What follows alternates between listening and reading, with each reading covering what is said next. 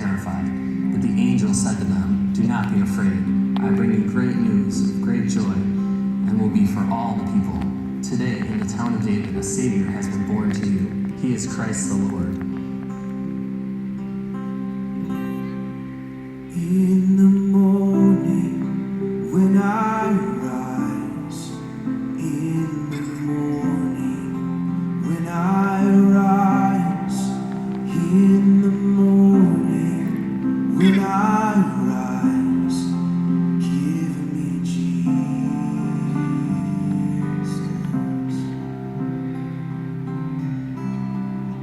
Give me Jesus. Give me Jesus. You can have all this world. Give me Jesus.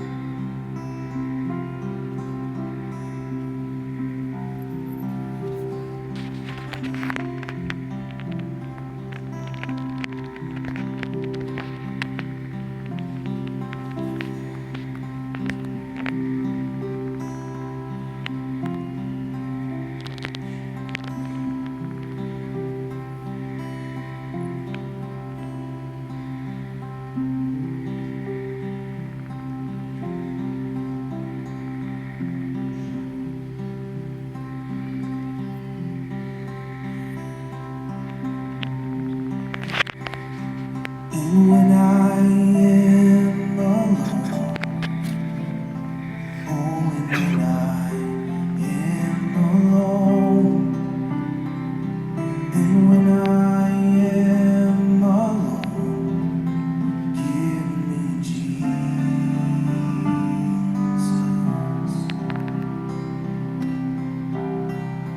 Give me Jesus. Give me Jesus. You can have all this world. Give me Jesus.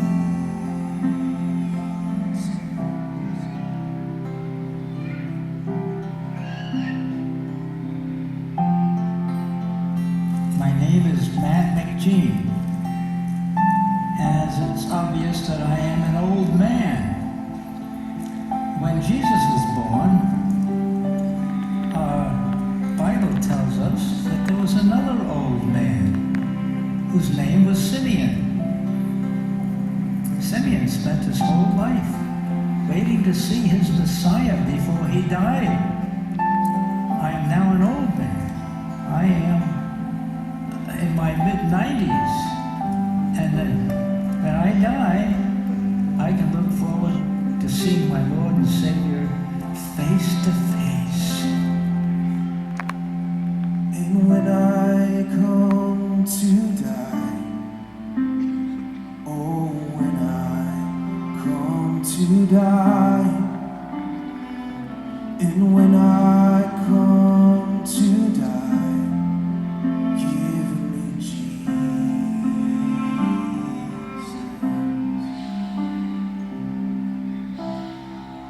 Give me Jesus. Give me Jesus. You can have all this world. You can have all this world. You can have all this world. Give me Jesus.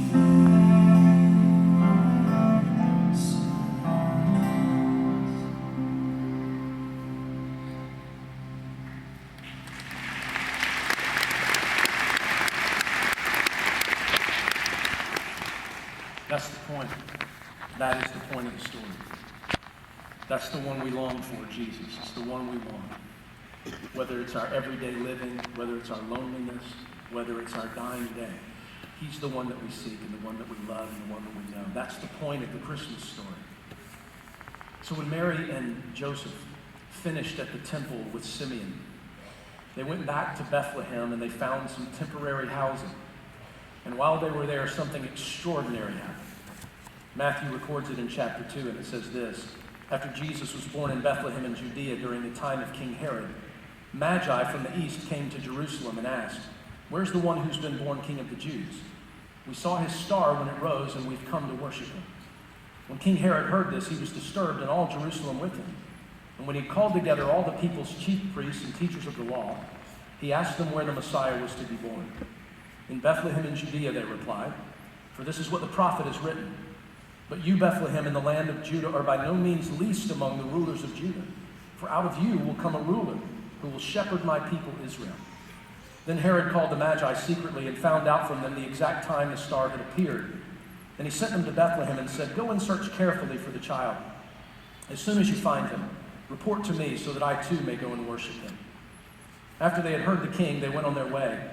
And the star that they had seen when it rose went ahead of them until it stopped over the place where the child was. When they saw the star, they were overjoyed. And on coming to the house, they saw the child with his mother Mary, and they bowed down and worshipped him. Then they opened their treasures and presented him with gifts of gold, frankincense, and myrrh. You see, to understand how incredible this particular event was, you have to understand who the Magi were. They were coming from a place called Parthia, and Parthia for us now in our geography would be Iran, Iraq, Afghanistan, Pakistan. It would be that area.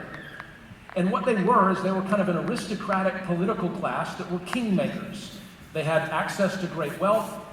And so now, because they had been influenced centuries and centuries ago, the line of Magi had been influenced by Daniel when he was there. He had pointed them to the Hebrew Scripture so that they would know how to look and to search for the one who was to come, the King of the Jews, Jesus. So they make their journey all the way across all of this land, however long that took them, and they arrive in Bethlehem to find Jesus there with Mary and Joseph, and it is there that they present their gifts, their treasures to him. Now what's interesting is that most of the time when you look on a Christmas card, you see three dudes who are holding a box. Now, we don't know if there were three people or if there were more. And the truth is, it probably weren't just holding a box. You probably should think more in terms of they had a caravan of camels and saddlebags full of stuff. You see, they had access to great wealth, and they were bringing gold and frankincense and myrrh, treasures that were fit for a king. And they give that all to Mary and Joseph on behalf of Jesus. Now you think about this. What's interesting about this whole story is that you never hear any more in the rest of the story or in the rest of the Bible any talk about the treasures whatsoever. That's it. No more talk.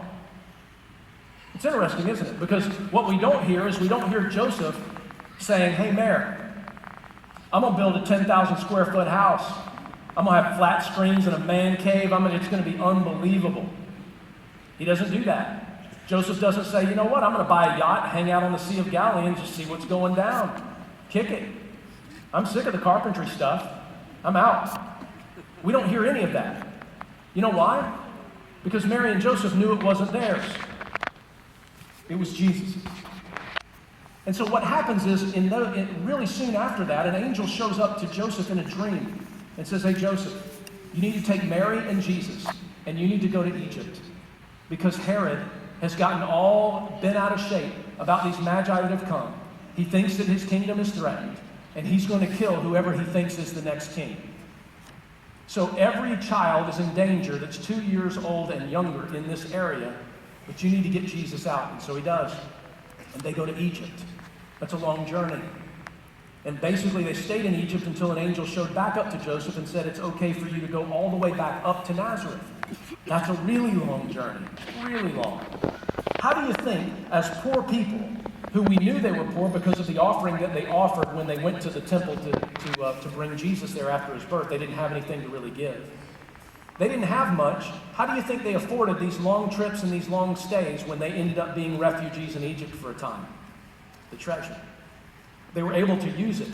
And do you know they didn't use it on themselves? They used it on behalf of Jesus. You know, ladies and gentlemen, here at Christmas time, we're all going to get gifts of some kind, right? I'm going to get them, you're going to get them. And that's wonderful. Receive them with grace and receive them with gratitude. That's a wonderful thing. But you know what I'm trying to make sure that I understand? Is that it's all Jesus's. It's His. And do you know what Mary and Joseph did? They used what they had to be able to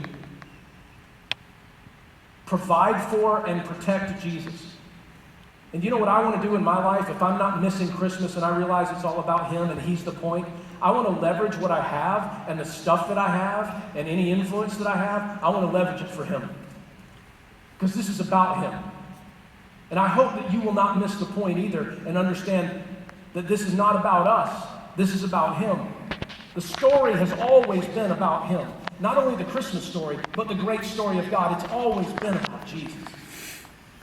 You see, this is the same Jesus who, He actually came from riches in heaven and was born into poverty so that through His poverty, we might be made rich because He would go to a cross and bear the poverty of our sin and our shame and die in our place to satisfy the justice of God, would raise from the dead, showing that He overcame death and hell and the grave, and that by our faith in Him we could be reconciled to the Father and understand what true life is, the true riches of life, which is knowing God through His Son, Jesus Christ. You see, this is the point of the story, the Christmas story. Don't miss what it's all about. It is all about Jesus. And everywhere you look in the Christmas story, it is saying to you that nothing can compare to Him, and no one else will do in place of Him, that this is about Jesus.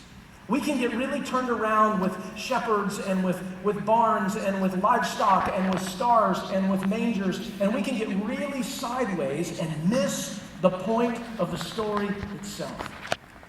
It's Jesus. Like Elizabeth understood, Jesus is our great Lord. Like Simeon understood, Jesus is our great hope. And like Mary and Joseph understood in this interaction with the Magi, Jesus is our great treasure. So ladies and gentlemen, Jesus this Christmas should be all we want and all we need.